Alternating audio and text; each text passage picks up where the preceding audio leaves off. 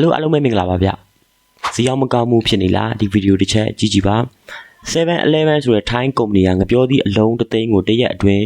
ဘယ်လိုရောင်းချသွားလဲဆိုတဲ့သူ့ရဲ့ strategy နည်းလမ်းတွေကိုကျွန်တော်ပြောပြပေးပါမယ်။ဒီနည်းလမ်းတွေကမိတ်ဆွေတွေရဲ့လုပ်ငန်းအတွက်လည်းအများကြီးအကျိုးရှိမယ်လို့ကျွန်တော်မျှော်လင့်ပါတယ်ဗျ။ပထမဆုံးတစ်ခုက 7-Eleven customer ရဲ့ pain point ကိုကောင်းကောင်းလေးနားလည်နေတာပါ။ဝယ်ယူသူတွေကပစ္စည်းတစ်ခုဝယ်တဲ့အခါမှာဘာကြောင့်ဝယ်တင်တာလဲသူတို့ရဲ့အခက်အခဲတွေကဘာလဲဆိုပြီးစဉ်းစားတတ်ကြတယ်ဗျာမိတ်ဆွေတွေကလည်းဒီအချက်လက်ကိုကိုယ့်ရဲ့လုပ်ငန်းအတွက်ရှာထားဖို့လိုတယ်ပေါ့နော် 7-Eleven အောင်ဒီ customer ရဲ့လိုအပ်ချက်ကဘာလဲ pain point တွေကဘာလဲဆိုတာကိုသူတို့တည်တည်ချာချာကောင်းကောင်းလေးအသုံးချသွားတယ်ပေါ့နော်ထိုင်းမှာဆိုရင်အများအပြားငပြောသီးကိုမနှက်စာစားကြတယ်ဗျာငပြောသီးဆိုတာမျိုးကဝယ်ပြီးသွားပြီဆိုရင်အဖိလိုက်ကွန်စားလို့မရဘူးဗျာဟုတ်လားပြီးရင်ပြော့ပြဲသွားတာမျိုးလည်းဖြစ်နိုင်တယ်ကြလဲမခံဘူးဒါကို 7-Eleven ကကောင်းကောင်းလေးသိတယ်ပေါ့နော်အဲ့တော့သူတို့ကငပြောသီးကိုကြာရှည်ခံအောင်သူတို့ပြုပြင်ထိမ့်သိမ့်နေပေါ့နော်ပြီးရင်တလုံးချင်းသူတို့ရောင်းတယ်အဖိလိုက်ဆိုလို့ရှိရင်မကုန်ဘူးဗျာဟုတ်လားပြီးရင်ကြာလို့ရှိရင်ပြောတာပြဲတာပုတ်တာတူတာဒီလိုဖြစ်မယ်ဆိုတော့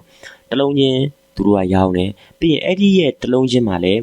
မင်းကသေးတာလိုချင်တာလားဒါမှမဟုတ်ကြီးကြီးလေးလိုချင်တာလားမင်းဝါလို့ရော့ကြီးတဲ့ဟာယူအဲ့လိုမျိုးအမျိုးအစားအတန်းလိုက်ပေါ့နော်စိုက်ရွယ်စားလိုက်ပေါ့နော်အဲ့လိုမျိုးဖြစ်အောင်သူတို့ရအောင်ရောင်းတယ်သူတို့ packaging တေချာလုပ်ပြီးတော့ရောင်းတယ်ပေါ့နော်ဒီအချက်တွေကိုသုံးချပြီးတော့ရောင်းလိုက်တာတရက်ကိုအလုံးကြီး3သိန်းကျော်တောင်ရောင်းရတယ်ပေါ့နော်ဒါက customer pain point ကိုကောင်းကောင်းလေးအသုံးချသွားတာပေါ့ဗျာမြန်မာနိုင်ငံက customer တွေဆိုလို့ရှိရင်လည်း pain point ရှိတယ်ပေါ့နော်ဥပမာ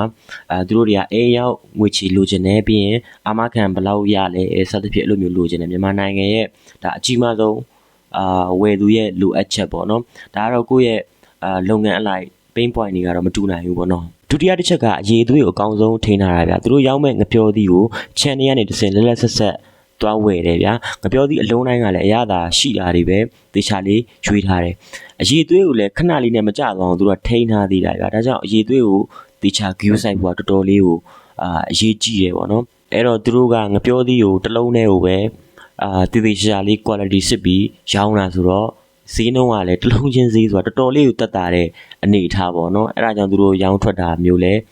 ဖြစ်ပါတယ်ဗျတတိယတစ်ချက်ကတော့သူတို့ marketing ကိုလည်းတေချာလုပ်တယ်ဥပမာညဘက်ထမင်းမစားပဲငပြောသီးတစ်လုံးစားမယ်ဆိုရင်ပို့ပြီးအာဟာရပြည့်ဝတယ်ကျန်းမာရေးကောင်းတယ်ဒီလိုမျိုးပေါ့ဗျာငပြောသီးနဲ့ဆိုင်တဲ့အကြောင်းအရာတွေကိုတေချာလေးကိုတုံးပြီးတော့ဆွဲဆောင်သွားတာဗျကောင်းတဲ့အချက်လက်လေးတွေကိုပေါ့နော်အဲ့ဒါကြောင့်လည်းသူတို့တရက်ကိုတသိန်းအလုံးကြီး3သိန်းကျော်တောင်ရောင်းရတာဗျာဒါနည်းနည်းတော့မဟုတ်ဘူးငပြောသီးလူဟာမျိုးရောင်းတာပေါ့နော်ရမ်းမိုက်တဲ့သူရဲ့ strategy တွေပေါ့နော်